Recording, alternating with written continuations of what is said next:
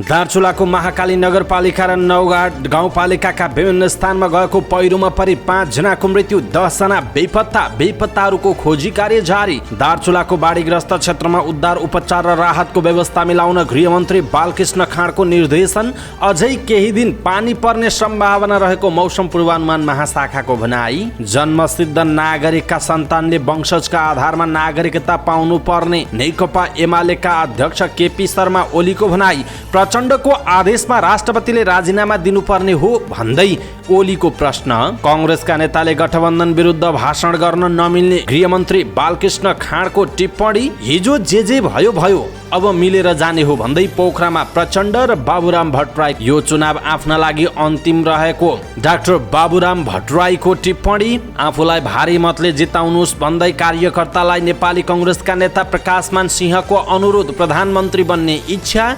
गठबन्धनका अरू दललाई कांग्रेसले लात हान्छ भन्दै नेकपा एमालेका उपाध्यक्ष विष्णु पौडेलको आरोप। मधेस आन्दोलनपछि मधेसीलाई नागरिक मान्न थालियो भन्दै जसपा अध्यक्ष उपेन्द्र यादवको टिप्पणी। मिडिया काउन्सिल विधेयकका त्रुटि संशोधन गरियोस् भन्दै प्रेस युनियनको माग। गएको 24 घण्टामा नेपालमा 163 जनामा कोरोना भाइरसको संक्रमण पुष्टि, 130 जना संक्रमण मुक्त। कास्कीमा पाडी बाछी हुर्काउने किसानलाई 10,000 रुपैयाँ दिइने। जाडो छल्न नेपाल आइपुगे पर्यटक चरा। बेलायती महाराज चार्ल्स तृतीयद्वारा पहिलो पटक राष्ट्रको नाममा सम्बोधन। छोरा विलियम प्रिन्स अफ वेल्स बन्ने घोषणा।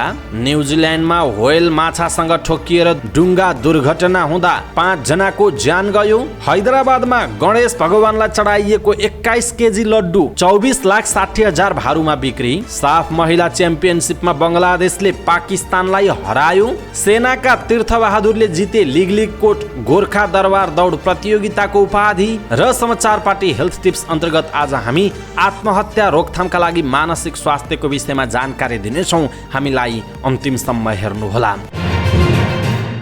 दर्शक महानुभाव नमस्कार। समाचार पार्टी .com को न्युज बुलेटिनमा यहाँलाई हार्दिक स्वागत छ। म प्रहलाद चन्द्र घिमिरे। सदाको झैँ आज पनि हामी उपस्थित भएका छौँ आजका महत्त्वपूर्ण समाचार, ब्रेकिङ न्युज अपडेट, तपाईँलाई काम लाग्ने हेर्नै पर्ने महत्त्वपूर्ण खबरहरू लिएर उपस्थित भएका छौँ। हामीलाई अन्तिमसम्म हेर्नुहोला। हाम्रो मेहनतका लागि यो भिडियोमा एउटा लाइक अवश्य गर्नुहोला। दर्शक महानुभाव, पलपलको न्युज अपडेटका लागि अहिलेसम्म हामीलाई तपाईँले सब्सक्राइब गर्नुभएको छैन भने कृपया सब्सक्राइब गर्नुहोस् अनि नजिकै आउने बेल आइकनलाई क्लिक गर्नुहोला। दैनिक रूपमा हेर्नुहुन्छ भने रेगुलर भनेर लेख्नुहोला। आज पहिलोचोटि हेर्दै हुनुहुन्छ भने फर्स्ट टाइम भनेर लेख्नुहोला। दर्शक महानुभाव, आज मिति विक्रमसम्म 2079 साल भदौको 26 गते आइतबार, इस्वी संवत्सर 2022 सेप्टेम्बर 11 तारिक भइसकेको छ। आजदेखि 16 श्राद्ध प्रारम्भ भएको छ।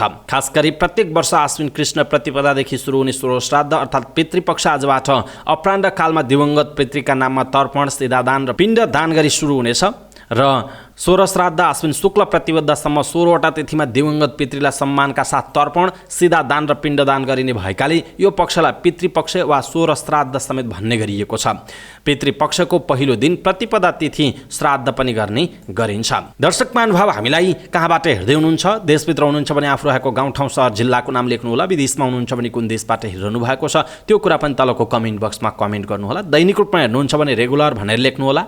आज पहिलोचोटि हो भने फर्स्ट टाइम भनेर लेखिदिनु होला। आउनुहोस् दर्शक महानुभाव, आजका महत्त्वपूर्ण समाचार सुरु गरौँ दार्चुलाको पहिरो अपडेटबाट। दार्चुलाको महाकाली नगरपालिका र नौगाड गाउँपालिकाका विभिन्न स्थानमा गएको पहिरोमा परि 5 जनाको मृत्यु भएको छ भने 10 जना बेपत्ता भएका छन्। प्रहरीका अनुसार पहिरोमा परि 8 जना घाइते भएका छन्। सुदूरपश्चिम प्रदेश प्रहरी कार्यालयका प्रवक्ता प्रहरी वरिष्ठ उपरीक्षक भोला बहादुर रावलका अनुसार शुक्रबार रातिको अविरल वर्षाका कारण महाकाली नगरपालिका र नौगाड गाउँपालिकाका विभिन्न स्थानमा पहिरोले ठूलो क्षति पुर्याएको छ। अहिलेसम्म 5 जनाको शव भेटिएको, 10 जना बेपत्ता रहेको र 8 जना घाइते भएका छन्। घाइते मध्ये 5 जनाको अवस्था गम्भीर रहेको रावलले बताउनुभयो। जिल्ला प्रहरी कार्यालय दार्चुलाका अनुसार पहिरोमा परेर मृत्यु हुनेमा महाकाली नगरपालिका 2 मुल्लाका 77 वर्षका नन्दराम बोहरा, वडा नम्बर 2 दल्लेखका 68 वर्षका मोहन राम पार्की, महाकाली नगरपालिका 3 की 35 वर्षकी मानमती कार्की, नौगाड गाउँपालिका 1 सल्लाकी 32 वर्षकी जानकी ठगुन्ना र नौगाड गाउँपालिका 1 की 15 वर्षकी धनुली ठगुन्ना रहेका छन्। पहिरोमा परि घाइते भएका 8 जनाको जिल्ला अस्पताल दार्चुलामा उपचार भइरहेको छ। पहिरोमा परि 5 5वटा जीप, एउटा कार र एउटा ट्र्याक्टर पनि हराएको बताइएको छ। बाढीले महाकाली नगरपालिकाको लासको क्षेत्रका 4, बाङ्गा बगर क्षेत्रका 11 घर र दशरथ नगर आधारभूत विद्यालय पूर्ण रूपमा क्षति भएको छ। दुहु र महाकाली जोड्ने लासको खोला झोलुङ्गे पुल र मोटरेबल पुल बगाएको बताइएको छ। अहिले बाढी र पहिरो प्रभावित क्षेत्रमा नेपाली सेना, सशस्त्र प्रहरी, नेपाल प्रहरी, स्थानीय लगायतले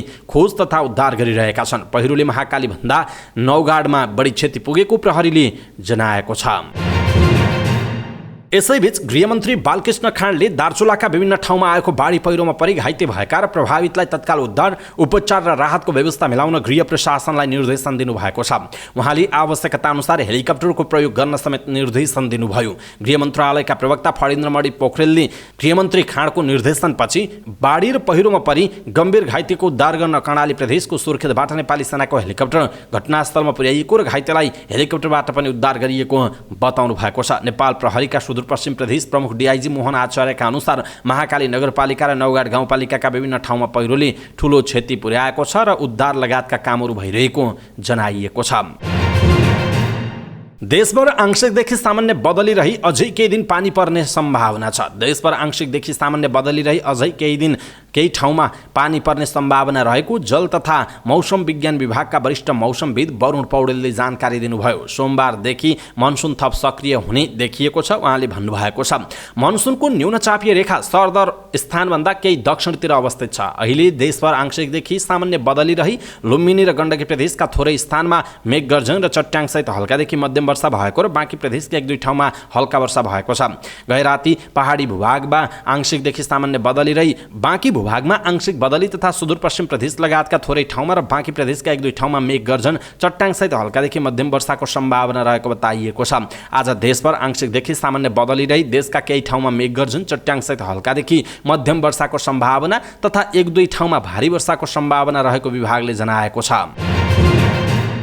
नेकपा एमालेका अध्यक्ष एवं पूर्व प्रधानमन्त्री केपी शर्मा ओलीले जन्मसिद्ध नागरिकका सन्तानले वंशजका आधारमा नागरिकता पाउनुपर्ने बताउनु भएको छ। विराटनगर विमानस्थलमा सञ्चारकर्मीहरूसँग कुराकानी गर्दै उहाँले अहिले ल्याइएको नागरिकता विधेयकमा जन्मसिद्धका छोराछोरीलाई वंशजको नागरिकता पाउनेछन् भन्ने संशोधन थप गरी विधेयक ल्याउनु पर्ने धारणा व्यक्त गर्नुभयो। अध्यक्ष ओलीले भन्नुभयो, यो संशोधन विधेयक 3 दिनमा पास हुनेछ। उहाँले नागरिकता विधेयक सम्बन्धमा सरकारले तनावको विषय बनाएर समस्या समाधान गर्न नखोजेको आरोप लगाउनुभयो। उहाँले नागरिकता विषयका सम्बन्धमा गठबन्धन दललाई भोटको राजनीति नगर्न अनुरोध गर्नुभयो। ओलीले संसद बहस र विधिका आधारमा चल्नु पर्दछ भन्दै व्यक्तिले संसद चलाउन खोज्नु देशलाई अस्थिरतातर्फ धकेल्नु भएको बताउनु भएको छ। पूर्व प्रधानमन्त्री ओलीले चुनावको मिति घोषणा भइसकेको अवस्थामा सरकारले कर्मचारी सरुवा र नियुक्त गर्नु गलत कार्य भएको बताउनुभयो। उहाँले निर्वाचन आयोगले निष्पक्ष र स्वतन्त्र चुनावका लागि प्रशासन सञ्चालनको जिम्मा आफ्नो हातमा लिनुपर्ने र न्यायाधीश मार्फत चुनाव परिचालन गर्नुपर्ने सुझाव पनि दिनुभएको छ। यसैबीच एमाले अध्यक्ष केपी शर्मा ओलीले राष्ट्रपतिले पुनर्विचारका लागि फिर्ता पठाएको नागरिकता विधेयक हुबहु पास गरेर सत्ता पक्षले उदाण्डता देखाएको बताउनुभयो। विराटनगर विमानस्थलमा सञ्चारकर्मीहरूसँग कुराकानी गर्दै ओलीले सत्ता पक्षले अहङ्कारको भाषा बोलेको बताउनुभयो। उहाँले भन्नुभयो, संसदभन्दा बाहिरै निर्णय गरेर छक्का हानेर रिङ आउट गरिदिन्छौँ, सुन्दा पनि सुन्दैनौँ। राष्ट्रपतिले विचारार्थ पठाएका प्रस्तावलाई हेर्दा पनि हेर्दैनौँ भनेर पास गरेर उदण्डता देखाउने उहाँको प्रश्न छ। सरकारले अनावश्यक तनाव मात्र बढाउन खोजेको ओलीले बताउनुभयो। यो विधेयक फिर्ता लिएर जनसिद्ध नागरिकका सन्तानले नागरिकता पाउनेछन् भनेर संशोधन ल्याउन उहाँले आग्रह गर्नुभएको छ। तर अब विधेयक प्रमाणीकरण नगरी राष्ट्रपतिले राजीनामा दिनुपर्छ भनेर सत्तारूढ माओवादीका अध्यक्षले भनेका छन् नि भन्ने प्रश्नमा एमाले अध्यक्ष ओलीले भन्नुभयो, प्रचण्डको आदेशमा राष्ट्रपतिले राजीनामा दिनुपर्ने हो, उही याद कुरा गर्छन् उहाँको भनाइरहेको छ। दर्शक महानुभाव, यसप्रति तपाईँको धारणा के छ? आफ्नो धारणा तलको कमेन्ट बक्समा कमेन्ट गर्नुहोला। गृहमन्त्री बालकृष्ण खाँडले नेपाली कांग्रेसका नेताहरूले सत्तारूढ गठबन्धन विरुद्ध भाषण गर्दै हिँड्न नमिल्ने बताउनुभयो। कांग्रेसको युवा संगठन नेपाल तरुण दल काभ्रेले काठमाडौँमा आयोजना गरेको कार्यक्रममा खाँडले पार्टी गठबन्धनमा आबद्ध भएको हुनाले कांग्रेसका नेता तथा कार्यकर्ताहरूले गठबन्धनले उठाएका उम्मेदवारहरूको पक्षमा उभिनु राजनीतिक धर्म र दायित्व दुवै भएको बताउनु भएको छ। आफू कांग्रेस केन्द्रीय सदस्य र गठबन्धन सरकारको गृहमन्त्री भएको नाताले यो गठबन्धनलाई बचाएर आगामी निर्वाचन सुनिश्चित गर्ने र शान्तिपूर्ण निर्वाचन गर्ने आफ्नो दायित्व भएको पनि उहाँको भनाइरहेको छ। बाबुराम भट्टराईजीसँग हँसिया हथौडा चुनाव चिन्ह लिएर चुनाव लड्ने सहमति भइरहेको छ। चुनाव अघि कार्यगत एकता गर्ने र चुनावपछि पार्टी एकता नै गर्ने हो। उहाँलाई माओवादीमा स्वागत नै गरौँ, कहीँ कतै अपमान हुने खालका कुरा नगरौँ। नेकपा माओवादी केन्द्रमा गण्डकी प्रदेशका केन्द्रीय सदस्य तथा पदाधिकारीहरूलाई प्रशिक्षण दिँदै अध्यक्ष पुष्पकमल दाहाल प्रचण्डले डाक्टर भट्टराईप्रति सहानुभूति देखाउनुभयो। चुनावको मुखमा केन्द्रीय सदस्यहरूलाई निर्देशन दिँदै प्रचण्डले बाबुरामलाई चुनावमा जिताउनु पर्ने सङ्केत समेत गर्नुभयो। भट्टराई माओवादीसँग मिल्ने र अरू शक्तिसँग पनि मिलन हुन पहल भइरहेको सन्देश जाँदा माओवादीलाई फाइदै पुग्ने प्रचण्डको भनाइ थियो। बाबुरामजी हिजो जसरी बाहिरिए पनि अब माओवादीमै आउने कुराले सकारात्मक सन्देश गएको छ। उहाँलाई स्वागत र सम्मान गर्नुपर्छ। चुनावपछि पार्टी एकता नै गर्ने कुरा छ। प्रचण्डको भनाइ उद्धृत गर्दै केन्द्रीय सदस्य आशा कोइरालाले भन्नुभएको छ, हिजो जे भयो भयो, अब मिलेर जानुको विकल्प छैन। माओवादी बिना अरू दलको केही लाग्दैन। हामीले जसरी पनि चुनावमा धेरैभन्दा धेरै सिट ल्याउनै पर्छ भन्नुभएको छ। महसुस गरेर माओवादीमा आइसकेपछि भट्टराईलाई सम्मान गर्न प्रचण्डले निर्देशन दिएको केन्द्रीय सदस्य राजकाजी गुरुङले बताउनु भएको छ। चुनाव लगतै पार्टी एकता नै हुने भएकाले गोर्खामा भट्टराईलाई सघाउने प्रचण्डले सङ्केत गर्नुभयो। नारायण काजी श्रेष्ठ अहिले राष्ट्रिय सभामै रहेकाले भट्टराईलाई नै त्यहाँ उम्मेदवार बनाउन प्रचण्डले चाहेको नेताहरूको भनाइरहेको छ। शुक्रबार माओवादी अध्यक्ष प्रचण्ड र नेपाल समाजवादी पार्टीका अध्यक्ष भट्टराई दुवै पोखरामा हुनुहुन्थ्यो। पूर्व प्रधानमन्त्री समेत रहनुभएका दुवैजनाले पार्टी प्रशिक्षण र अभिमुखीकरण कार्यक्रममा एकअर्काप्रति सहानुभूति देखाउनु भएको छ भने दुवैजनाले अब पार्टी एकता गरेर नै जाने बताउनु भएको छ। प्रचण्डका प्रति खरो कटाक्ष गरिरहने भट्टराईले शुक्रबार नरम बन्दै माओवादी आन्दोलनको बखान गाउनु भयो भने प्रचण्डले पनि बाबुरामलाई अपमान हुने खालका कुरा नगर्न निर्देशन नै दिनुभयो। दुवै अध्यक्षले पोखराबाट सन्देश दिए, हिजो जे भए पनि अब मिलेर सचिएर जाने हो। पोखरामा शुक्रबार भएको नेपाल समाजवादी पार्टीको गण्डकी प्रदेश स्तरीय अभिमुखीकरण कार्यक्रममा एक जिल्ला अध्यक्षले डाक्टर बाबुराम भट्टराईलाई प्रश्न उठाए। जिल्लाबाट अध्यक्षहरूले रिपोर्टिङ गर्ने क्रममा अधिकांश जिल्ला अध्यक्षले माओवादी केन्द्रसँग हुने भनिएको एकताबारे प्रश्न राखेका थिए। नेता कार्यकर्ताको जिज्ञासा र प्रश्नलाई सम्बोधन गर्दै डाक्टर भट्टराईले माओवादी आन्दोलनलाई आफूले कहिले खराब नभनेको तर माओवादी सच्चिन जरुरी छ र अब राजनीतिलाई फरक ढङ्गले लैजाउँ भनेको पनि बताउनु भएको छ। दर्शक महानुभाव, पोखरामा प्रचण्ड बाबुराम हिजो जे भयो भयो, अब मिलेर जाने हो भन्ने जुन खालको कुराहरू बाहिर आइरहेको छ, यसप्रति तपाईँको धारणा के छ? आफ्नो धारणा तलको कमेन्ट बक्समा कमेन्ट गर्नुहोला। नेकपा माओवादी केन्द्रबाट बाहिरिएर नयाँ शक्ति पार्टी निर्माण गरे यता अहिले डाक्टर बाबुराम भट्टराईलाई आरोप लाग्ने गरेको छ। उनले आफूलाई मात्र केन्द्रमा राख्छन्, आफ्नो बाहेक अरूको विषयमा सोच्दैनन्। 2072 साल असोजको 9 मा तत्कालीन नेकपा माओवादीलाई रातो स्टिकर टाँसिएको घरको संज्ञा दिँदै बाहिरिएका डाक्टर भट्टराई 2073 जेठ 30 मा नयाँ शक्ति नेपाल पार्टी घोषणा गर्नु भएको थियो। नयाँ शक्ति घोषणा भएको एक वर्षभित्रै 2074 सालको चुनाव आइहाल्यो। 2074 को स्थानीय तहको चुनावमा नयाँ शक्तिले अपेक्षित जित हासिल गर्न नसकेपछि प्रदेश तथा सङ्घको निर्वाचनमा आफूले चुनाव जित्न कङ्ग्रेससँग तालमेल गर्नुभयो। उहाँलाई साथ दिने सहकर्मीहरूले पनि छोड्दै गए। नयाँ शक्तिको एजेन्डा जनतामाझ परीक्षण नै हुन नपाई डाक्टर भट्टराईले आफ्नो लागि कङ्ग्रेसको बैशाखी टेकेर चुनाव लडेको आरोप लाग्यो। गोर्खा 2 मा माओवादी केन्द्रका नेता नारायण काजी श्रेष्ठलाई 6874 मतान्तरले पराजित गर्दै भट्टराई विजयी हुनुभयो। गण्डकी प्रदेशका गोर्खाबाट एकजना प्रदेशसभा सदस्य प्रत्यक्ष र एकजना समानुपातिक सांसद नयाँ शक्तिबाट बने, तर अन्यत्र हार बेहोर्यो। देशलाई समृद्धिको युगमा लैजाने घोषणा गरेको नयाँ शक्ति आफै गोर्खामा मात्र खुम्चिएको थियो। एकपटक प्रधानमन्त्री र 3 पटक गोर्खाबाट सांसद भइसकेकाले फेरि पनि सांसद बन्नकै लागि आफूले कार्यगत र पार्टी एकताको कुरा नगरेको डाक्टर बाबुराम भट्टराईको दाबी रहेको छ। उहाँको यतिसम्म दाबी छ कि यो नै उहाँ लड्ने अन्तिम चुनाव हो। यसरी बाबुराम भट्टराईले यो चुनाव आफ्नो लागि अन्तिम रहेको बताउनु भएको छ। दर्शक महानुभाव, यसप्रति तपाईँको धारणा के छ? आफ्नो धारणा तलको कमेन्ट बक्समा कमेन्ट गर्नुहोला। नेपाली कांग्रेसका नेता प्रकाशमान सिंहले हरेक निर्वाचन क्षेत्रमा तालिम केन्द्र सञ्चालन गरेर युवा र महिला जनशक्तिलाई स्वरोजगार बनाउनु पर्ने बताउनु भयो। यसो गरिए बौद्धिक र दक्ष श्रम शक्ति विदेश पलायन हुनबाट रोकिएर देशको विकास हुने उहाँको भनाइरहेको छ। यसैबीच उहाँले आगामी निर्वाचनबाट आफू निर्वाचित भएमा त्यसका लागि काम गर्ने पनि बताउनु भएको छ। हामी राजनीतिमा सेवा गर्नका लागि लागेका हौँ, पैसा कमाउनका लागि होइन, सामाजिक सञ्जालमा छाउने गरिकन होइन। उहाँले भन्नुभएको छ हामी रियल लाइफमा हरेकको जीवन र जीविकोपार्जन सहज सहज होस् भन्ने चाहन्छौँ, त्यसका लागि काम गर्ने इच्छा छ उहाँको भनाइ छ।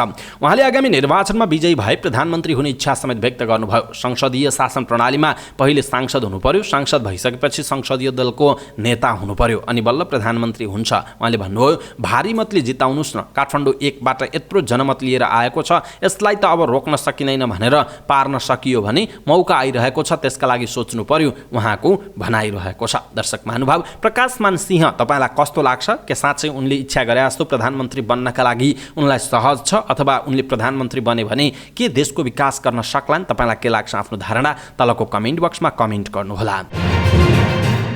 नेकपा एमालेका उपाध्यक्ष विष्णु पौडेलले सत्ता गठबन्धनका दलहरू सिट बाँडफाँडमा पशुपतिका बाँदरको जस्तो व्यवहार देखाएको टिप्पणी गर्नुभएको छ। बुटबलमा पार्टी निकट प्राध्यापकहरूसँगको अन्तर्क्रिया कार्यक्रममा नेता पौडेलले गठबन्धनका दलहरूमा सिटको भागभण्डामा झिनाझपटी भइरहेको बताउनु भएको छ। आफूले सिट हात पार्न माओवादी, एकीकृत समाजवादी र जसपाले कङ्ग्रेससँग घुर्की लाउने र बार्गेनिङ गर्ने गरेको पनि पौडेलले टिप्पणी गर्नुभयो। प्रधानमन्त्री एवं नेपाली कङ्ग्रेसका सभापति शेरबहादुर देउवाले एमालेसँग एक्लै लड्न नसकेर गठबन्धन गर्नु परेको स्वीकार गरिसकेको उल्लेख गर्दै नेता पौडेलले यसबाट एमाले नै देशको सबैभन्दा बलियो शक्ति भएको पुष्टि भएको पनि बताउनु भएको छ।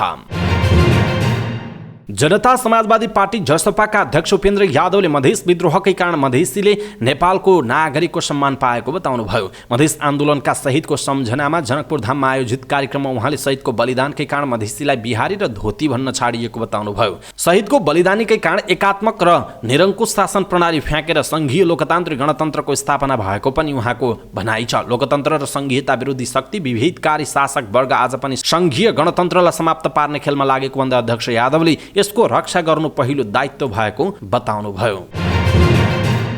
नेपाल प्रेस युनियनले प्रस्तावित नेपाल मिडिया काउन्सिल विधेयकमा रहेका त्रुटि संशोधन गरेर विधेयक पारित गर्न माग गरेको छ।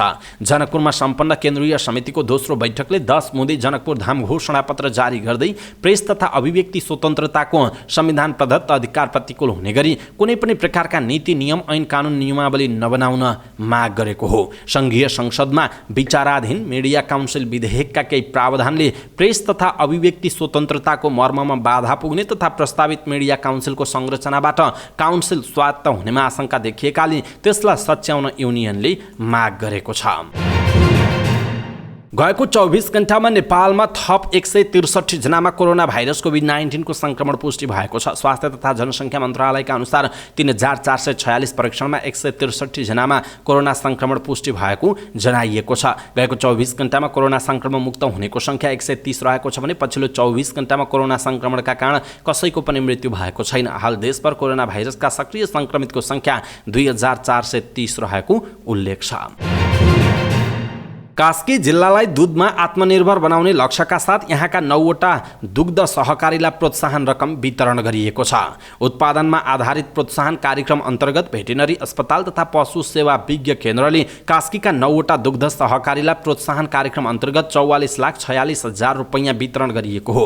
15 सहकारीले आवेदन दिएकोमा 9वटा दुग्ध सहकारी छनौटमा परेको केन्द्रका प्रमुख केदार पाण्डेले बताउनुभयो। 9वटा सहकारीले उत्पादन गरेको 17,78,000 लिटर दूधमा प्रति लिटर 2 रुपैयाँ 50 पैसाका दरले 44,46,000 रुपैयाँ वितरण गरिएको उहाँको भनाइ छ। त्यसैगरी आर्थिक वर्ष 2078-79 मा पाडी बाछी हुर्काउन प्रोत्साहन कार्यक्रम अन्तर्गत जिल्लामा 41 लाख रुपैयाँ वितरण गरिएको उहाँको भनाइ रहेको छ। पोखराको 33 नम्बर ओडा र कास्कीको अन्नपूर्ण गाउँपालिकालाई लक्षित गरी कृत्रिम गर्भाधानबाट जन्मिएका उन्नत पाडी बाछी हुर्काउने 355 किसानका 410 वटा पाडी बाछीलाई 10,000 रुपैयाँका दरले 41 लाख रुपैयाँ प्रोत्साहन सहयोग रकम उपलब्ध गराइएको यस कार्यालयका अधिकृत सहदेव पौडेलले जानकारी दिनुभएको छ। भदौको मध्यसँगै हिउँदे पर्यटक चरा नेपाल आउने क्रम सुरु भएको छ। चैत अन्तिमसम्म जाडो छल्न नेपाल आउने विदेशी पर्यटक चरा विगतका वर्ष झैँ यस वर्ष पनि फाट्टफुट्ट नेपालका खोलानाला र सिमसार क्षेत्रमा आइपुगेका छन्। सुनसरी, सप्तरी र उदयपुर जिल्लाको सङ्गमस्थलमा रहेको कोसीटप्पु वन्यजन्तु आरक्ष चराको राजधानी जस्तै बनेको छ। देशभरि पाइने 888 चरामध्ये अहिले यहाँ 531 चरा फेला पारिसकेको बताइएको छ। कोसीटप्पुमा वर्षेनै नयाँ प्रजातिका चरा आउने क्रम थपिए पनि विगत वर्षहरूमा झैँ झुन्डमा आउने चराको संख्यामा भने कमी आएको बर्ड वाचिङ क्याम्प कोसीटप्पुका सञ्चालक कुरमान मन्सुरीले बताउनु भएको छ। अब अन्तर्राष्ट्रिय समाचार। बेलायती महाराज चार्ल्स तृतीयले राष्ट्रको नाममा पहिलो सम्बोधन गरेका छन्। आफ्नी आमा महारानी एलिजाबेथ द्वितीयको निधनपछि राजा बनेका चार्ल्सले पहिलो पटक राष्ट्रको नाममा सम्बोधन गरेका हुन्। चार्ल्स तृतीयले म आज तपाईहरूसँग गहिरो दुःखको भावनाका साथ कुरा गर्छु भन्दै सम्बोधन सुरु गरेर आफ्नी आमालाई श्रद्धाञ्जली अर्पण गर्दै अन्त्य गरेको बीबीसीले जनाएको छ। उनले आफ्नो परिवार र देशहरूप्रति दिएको माया, समर्पण र लगनशीलताका साथ गरेको सेवाका लागि आमाप्रति कृतज्ञता व्यक्त गरेका छन्। उनले आफ्नो परिवार, आमाप्रति हृदयदेखि नै ऋणी रहेको पनि बताएका छन्। महारानी एलिजाबेथ द्वितीयको बिहिबार 96 वर्षको उमेरमा निधन भएको थियो। सन् 1952मा राज्यारोहण गरेकी एलिजाबेथले 7 दशक शासन गरेकी थिइन्। महाराज चार्ल्स तृतीयले छोरा विलियम प्रिन्स अफ वेल्स बन्ने घोषणा पनि गरेका छन्।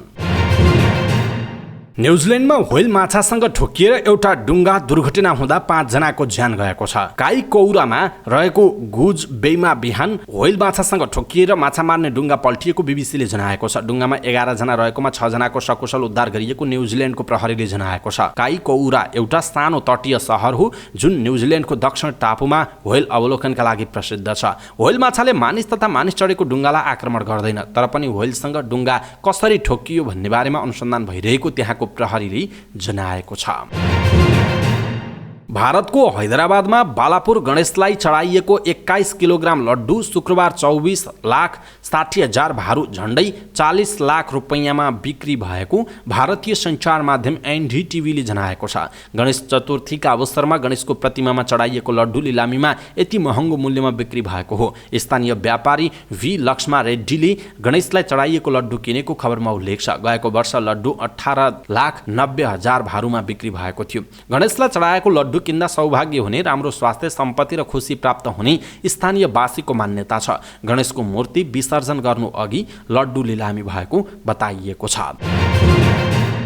अब खेल समाचार। काठमाडौँमा जारी 6औं संस्करणको महिला साफ च्याम्पियनसिप फुटबलमा बङ्गलादेशले पाकिस्तानलाई पराजित गरेको छ। त्रिपुरेश्वर स्थित दशरथ रङ्गशालामा भएको पहिलो खेलमा बङ्गलादेशले पाकिस्तानलाई 6-0 गोलको फराकिलो अन्तरले पराजित गर्दै विजयी भएको हो। बङ्गलादेशको जितमा कप्तान सबिना खातुनले ह्याट्रिक पुरा गरिन् भने मोनिका चकमा, मोसाम्मत सोपना र ऋतु पूर्णाले 1-1 गोल थपेका थिए। खेलको तेस्रो मिनेटमा मोनिकाले गोल गर्दै बङ्गलादेशलाई पहिलो अग्रता दिलाइन्। त्यस्तै खेलको 28औं मिनेटमा स्वप्नाले गोल गर्दा बङ्गलादेश 2-0 अघि रह्यो। त्यसपछि खेलको 31औं मिनेटमा सबिनाले गोल गर्दै टिमको अग्रता दोब्बर बनाइन्। यसैगरी खेलको 35औं मिनेटमा सबिनाले व्यक्तिगत दोस्रो गोल गर्दा बङ्गलादेश 4-0 अघि रह्यो। खेलको 59औं मिनेटमा सबिनाले थप 1 गोल गर्दै ह्याट्रिक पुरा गरिन्।